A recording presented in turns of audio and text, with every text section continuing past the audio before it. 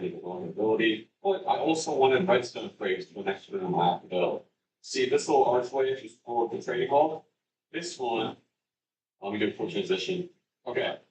I think I'll just do space. What I want to put in here is a lot of farms that I'll need. See, next to armor and enchants, there are a lot of utility items I use every day. So I started off by making sugarcane farms and utilizes observers to detect when it grows tall enough for harvesting.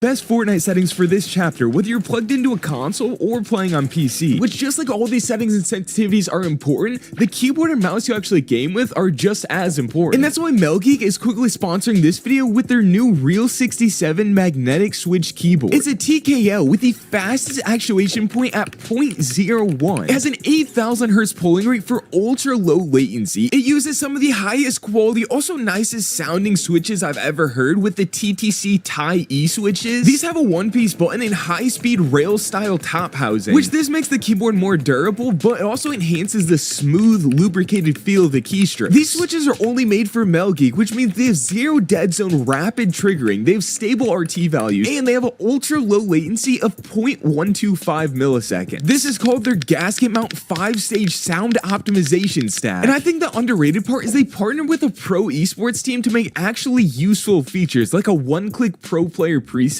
which you can change just from the website. Then you have the aesthetic, which looks really high-end, and there's all these other colorways too. And this thing is 99 bucks, which compared to other pro keyboards that cost 3 times as much is crazy. I'll be using this all video, and if you want to get one too, then the link will be in the top of the description and my pinned comment. And let's jump right in. So if you are on a PC, depending on your specs, this tab will be different. Personally, I play on 1440p at 240 FPS, and then I think everyone should be on performance mode. If you are on consoles, try to make sure you're on 120 FPS mode. For graphic settings, I leave everything default except for brightness. My game feels so dark, so I just turn this all the way up to 150%. And then for performance mode, everything is off or low except view distance I leave on epic. And these are my advanced graphic settings. Now over to audio, there's only one setting in here that's important, and it's to have visualize sound effects turned on. Everything else is just kind of personal preference, but this make sure you have turned on. Then we have communications tab, and then the game tab, which is also very important. So then we get to the movement tab, which is kind of just personal preference. We get to the combat tab, which again is mostly just personal preference. Almost all of these are just settings that can be good on or off. It's just up to you what you prefer. And for preferred item slots, whatever you have your bind set to should be the order that you place these. So like personally, my shotgun bind is the number 3, and then my AR bind is the number 2, so that's kind of just the order that I have them in. Reset building choice, yes. Turbo building, yes. Simple edit, if you're on keyboard and mouse, you probably shouldn't be using simple edit because it's way easier to just get good at editing with this. Disable pre-edits, it depends if you're a beginner or like really advanced. Even I still don't really like to have pre-edits on. I think it just messes me up a lot. But if you are on keyboard and mouse, you can get pretty good with pre-edits and use them to catch players off guard. So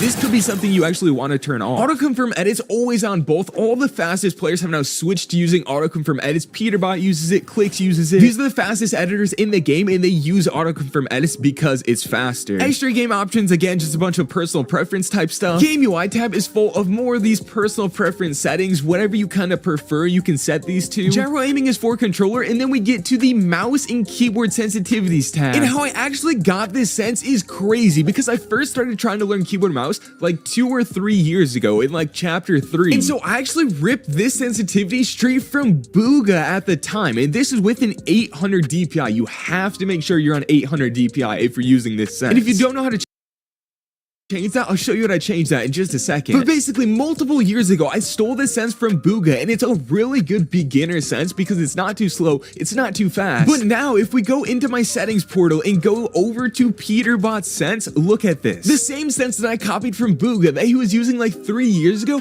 Peterbot is now currently using this same exact sensitivity. So if 2 of the best players in the world are using this sensitivity, it's probably pretty good, and I absolutely love it. Now, if you're going to use this sense or copy any pro sense, if you're on a PC, you need to download your mouse's software. So like mine is a Logitech mouse, so I have the Logitech G Hub. In here, you can